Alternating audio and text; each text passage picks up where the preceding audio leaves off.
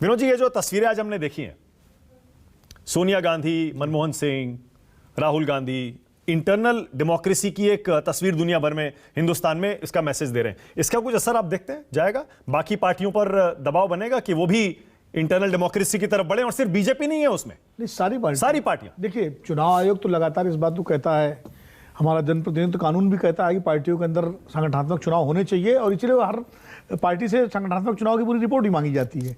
लेकिन संगठनात्मक चुनाव आमतौर पर नाम के लिए होते हैं, और सर्वसहमति के नाम पर नेता मनोनीत कर लिए जाते हैं हर पार्टी में। आप देखिए, अभी अखिलेश यादव समाजवादी पार्टी के अध्यक्ष फिर चुने गए, अरविंद केजरीवाल आम आदमी पार्टी में मुख्यमंत्री भी दिल्ली के हैं और संचालक भी हैं, लगातार बने हुए हैं।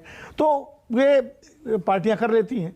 मुझे लगता है कि 6 बार ही सही पूरे इतिहास में कांग्रेस के, या आज़ादी के बाद जो कांग्रेस पार्टी आई, जिसको प्रेम जी इंदिरा गांधी की कांग्रेस कह रहे हैं मान लीजिए, उसमें भी अगर 3 बार, तीसरा चुनाव हुए, अगर 3 बार चुनाव हुआ, चाहे आप उसको कुछ भी कहें, चाहे आप कहें कि साहब नाटक हो रहा है, कुछ भी हो रहा है, लेकिन कुछ हो रहा है, अगर यही प्रक्रिया दूसरी पार्टियों में भी शुरू हो तो मुझे लगता है देश का जो भारतीय लोकतंत्र है वो थोड़ा और मजबूत होगा, और पार्टियों में आंतरिक लोकतंत्र बढ़ेगा। और आंतरिक लोकतंत्र बढ़े, ये इच्छा प्रेम शुक्ला की भी होगी, ये इच्छा सुरेंद्र राजपूत की भी होगी, ये आनंद विजय की भी होगी, विनोद अग्निहोत्री की भी होगी, और संजीव श्रीवास्तव की और मानव गुप्ता की भी होगी कि क्यों नहीं आंतरिक लोकतंत्र बढ़ना चाहिए पार्टियों में, और तभी तो डेमोक्रेसी हमारी स्ट्रांग होगी, तभी लोकतंत्र बढ़ेगा। लेकिन होता क्या है, खतरा क्या है हमारे यहाँ दरअसल, कि आंतरिक लोकतंत्र की जब बात होती है तो पार्टियां टूटने लगती हैं, वो स्थिति हो जाती है। मैं आपको एक उदाहरण दूं, इसी कांग्रेस पार्टी में राहुल गांधी ने एक आंतरिक लोकतंत्र की प्रक्रिया शुरू की थी।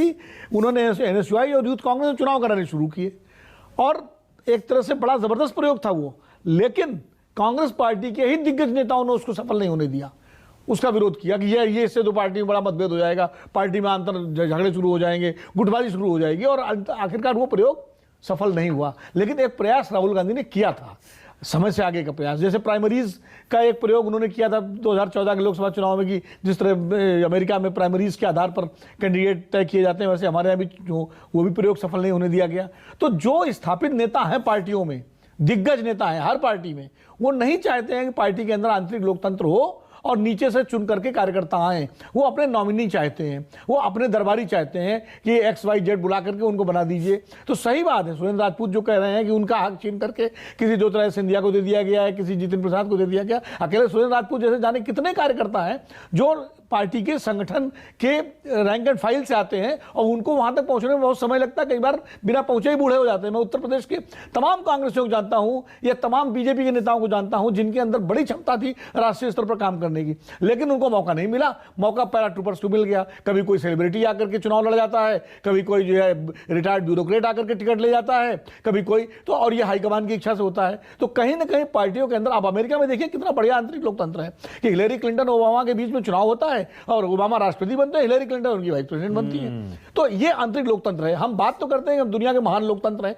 तो महान लोकतंत्र हमें अपने अंदर से भी होना पड़ेगा, अपने समाज के अंदर भी लोकतांत्रिक होना पड़ेगा। और मुझे लगता है आज का ये चुनाव कांग्रेस पार्टी का जो है, ये इस दिशा में एक कदम है, और इससे दूसरी पार्टियों पर भी एक असर पड़ना चाहिए। प्रेम शुक्ला का ये कहना था, अभी तो खैर नाराज हो गए लगता है, उनका ये कहना था कि हमारी पार्टी में अगर कोई चैलेंज ही नहीं है हमारे अध्यक्ष पद के उम्मीदवार को, तो फिर हम चुनाव जबरदस्ती थोड़े कराएंगे। सर्वसम्मति से अगर अध्यक्ष चुन लिया जाता है, चैलेंज के लिए भी वातावरण बनता है। मैं आपको एक उदाहरण देता हूं, और शायद प्रेम जी इस वक्त नहीं है।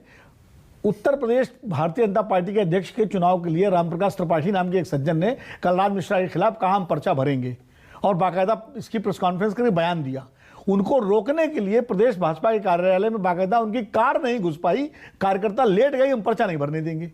तो फिर माहौल पार्टी के अंदर बनाना पड़ता है, और ये माहौल बनाने की जिम्मेदारी केंद्रीय नेताओं की है, शीर्ष नेतृत्व की है कि आप माहौल बनाएं। जब माहौल बनेगा तभी तो लोग पर्चा भरेंगे आगे आकर के, वरना अगर खतरा ये हो कि हमने पर्चे की बात की पार्टी से निकाल दिया जाएगा तो कौन पर्चा भरेगा आकर? बिल्कुल सही है। संजीव श्रीवास्तव और अनंत विजय, प्रेम शुक्ला को जरा फोन लगाइए, अपने कंट्रोल रूम से कह रहा हूं, उनको लाइए दोबारा। देखिए, दोनों पैनलिस्ट ने, बीजेपी कांग्रेस, प्रेम शुक्ला और उसके बाद सुरेंद्र राजपूत ने भी ऐसे शब्दों का इस्तेमाल किया जो नहीं करना